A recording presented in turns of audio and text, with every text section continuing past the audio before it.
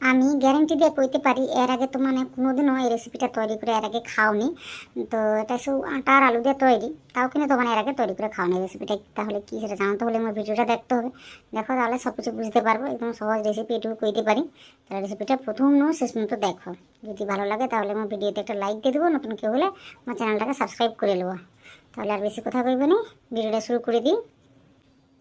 তো এটাকে তৈরি করে নেবার জন্য আমি কী করছি, আজকে আটা লিছি, তো মানে চাইলে ময়দাও নিতে পারো, তো আটা ময়দা মিশিয়ে নিতে পারো। তো এখানটায় আমি কী করছি, 3 কাপের মতো আটা লিছি। আর যেহেতু আমি প্রথমে করে দিচ্ছি আটা দিয়ে তৈরি, সেই জন্য আমি 3 কাপের মতো আটা লিছি। তারপরে পরিমাণটা বুঝে শুনে লবণ দিচ্ছি, দেওয়ার পর আমি তেলটাকে দিচ্ছি। তো তেলটাকে কিন্তু দিতে হবে, অল্প করে হলেও দিতে হবে। দেওয়ার পর ভালো করে মিশিয়ে দিতে হবে, আমি 2 চামচের মতো দিচ্ছি। দিয়ে মিশিয়ে দেওয়ার পর একটু জল দেওয়া সুন্দর করে একটা ডো তৈরি করে দিতে হবে, যেটা মানে গোড়া কই। তো মোটামুটি বেশি শক্ত করেও কাজটা করতে হবে না, আবার বেশি নরম হলেও হবে না। তো মানে দেখো আমি কীরকম কাজটা করি। তো ভিডিওটা প্রথম শেষ পর্যন্ত দেখবো, অনেক কিছু কিন্তু বুঝতে পারবো, একদম নতুন ধরনের রেসিপি। আর এটা খেতে যে কত ভালো হয় সেটা একবার তৈরি করে খাবো তাহলে বুঝতে পারবো। আর এগুলা আমি একটু বড়ো বড়ো করে বানাইবো, তো মানে চাইলে ছোটো করে যেমন পারবো তেমন করে তৈরি করে দিতে পারবো। তো এদিকে একটা ডো তৈরি করেছি, ওটাকে নিয়ে আমি একটু রেস্টে রেখে দিচ্ছি। তো ততক্ষণে আমি গিয়েছি আলুর একটা পুর বানাইছি। তো এখানটায় আমি কী করছি, ওই যে তেল দিচ্ছি কড়াইতে, তেলটা ভালোভাবে গরম হইতে আমি একটু গোটা জিরা দিচ্ছি, তারপরে যে গ্রেট করা আদা ছিল ওটা দিচ্ছি, আর একটু কাঁচা লঙ্কা কুচিয়ে দিচ্ছি। তো মানে চাইলে পেঁয়াজ দিয়েও কাজটা করতে পারো। তো এখানটায় মাত্র আমি ওই যে আদাটা দিচ্ছি, তারপর ওই যে জিরে গুঁড়া, ধনে গুঁড়া আর একটু হলুদ গুঁড়া দিচ্ছি। দেওয়ার পর আমি যে আগে থেকে আলুটাকে সিদ্ধ করে আবার থাসিলিয়ে রাখছি, তো ওটা আমি দিচ্ছি। তো কাঁচা আলু দিয়েও কাজটা করতে পারো, তো এখানটায় আমি আগে থেকে সিদ্ধ করে রেখে দিলি, তো সেটা আমি দিচ্ছি। দেওয়ার পর লাড়ে চেড়ে মোটামুটি এরকম করে কাজটা করে দিই। তারপর বুঝে শুনে আমি কী করবো, লবণটাকে দেবো। তো লবণটাকে দেওয়ার পর তোমার চাইলে ধনে পাতা কুচি, গরম মশলা এগুলো দিতে পারো। তো এখানটা আমি কী দিই সেটা দেখো, আমি একদম সহজ করে যেভাবে তৈরি করে যায় ঠিক সেটা তৈরি করে দেখাই আমি। তো কঠিন কিছু একদম নয়। তো লবণটাকে দিয়ে দেখো সুন্দর করে মিশিয়ে নিয়েছি, আর এটা বেশ শুকনো শুকনো হয়েছে। তো এটাকে আমি কী করবো, আমি নামিয়ে নেবো, নামিয়ে একটু ঠান্ডা করে নেবো। ওই যে করি তোমার একটু ধনে পাতা কুচি দিতেও পারো। তো যেহেতু ধনে গুঁড়া দিব, আচ্ছা আমি যেন দিইনি, তাছাড়া আমার কাছে নেই এখন, সেই জন্য এগুলো দিয়ে সাইজ করে নিচ্ছি মোটামুটি। তো এটাকে একটু ঠান্ডা করে নেবো। তো যতক্ষণ ঠান্ডা হয়ে আসে তোমাকে দেখে দিই ওই যে ডোটাকে তৈরি করে রাখছি সেটা কীরকম অবস্থায় আছে। তো এখানটায় আমি কী করছি, একটু ময়দা লিছি, 3-4 চামচের মতো ময়দাটাকে লিছি। লিবার পর একটু কর্নফ্লাওয়ার দিচ্ছি ওই 1 চামচের মতো। তো কর্নফ্লাওয়ার যদি নিয়ে থাকে দিতে হবে, নিয়ে রইলে 1 চামচ দেবো। তো এখানটা আমি 1 চামচের মতো দিচ্ছি, পরিমাণটা বুঝে শুনে লবণ দিচ্ছি। তারপর একটু গোটা জিরা, তারপরে জোয়ান দিচ্ছি 1 চামচের মতো, তারপর চিলি ফ্লেক্স 1 চামচের মতো, তারপর ধনে পাতা কুচি। তো এইগুলো দিলে না খেতে যেরকম ভালো লাগে সেরকম দেখতে কিন্তু হেভি লাগে। তো ওগুলোকে দিয়ে না একটু পাতলা করে ঘোলটাকে তৈরি করে নিতে হবে, খুব বেশি গাঢ় করে কাজটা করবো না। তো তোমার দেখতে পাবো সুন্দর করে আমি কাজটা করছি। তো মোটামুটি জলটাকে দিয়ে সুন্দর করে একটা ঘোল তৈরি করে তোমাকে দেখা দিই।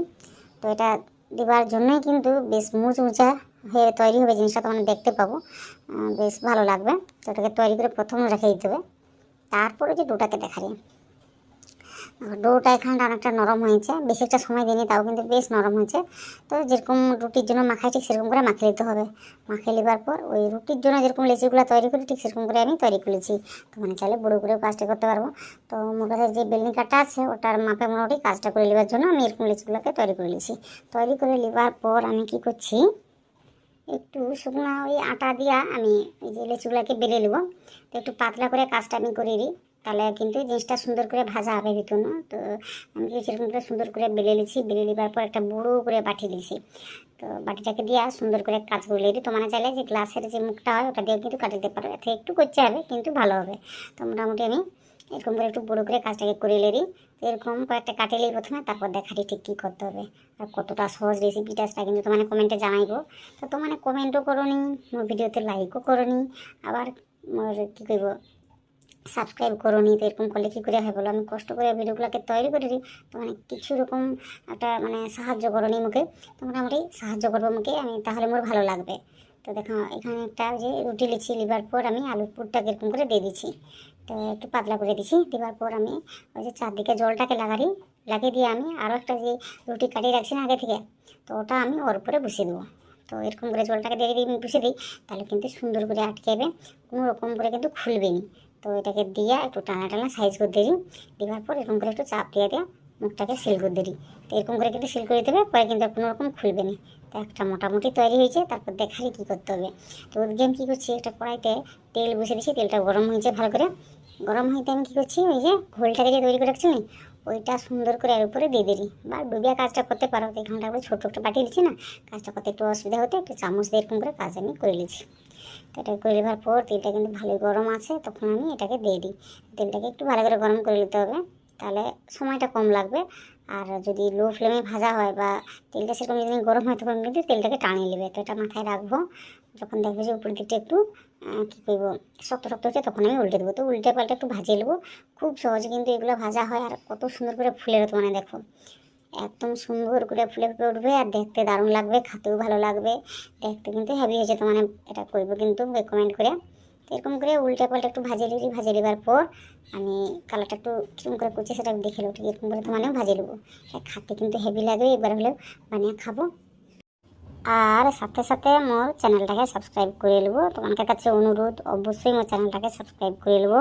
মোর ভাষাটাকে আমি ভালোবাসি বলে আমি এরকম করে কথা করি, নাহলে শুদ্ধ ভাষায় আমিও কথা বলতে জানি। তো মোটামুটি ভিডিওটা দেখে নিয়েছি বলে তোমাদের সকলকে আমি ধন্যবাদ জানাই।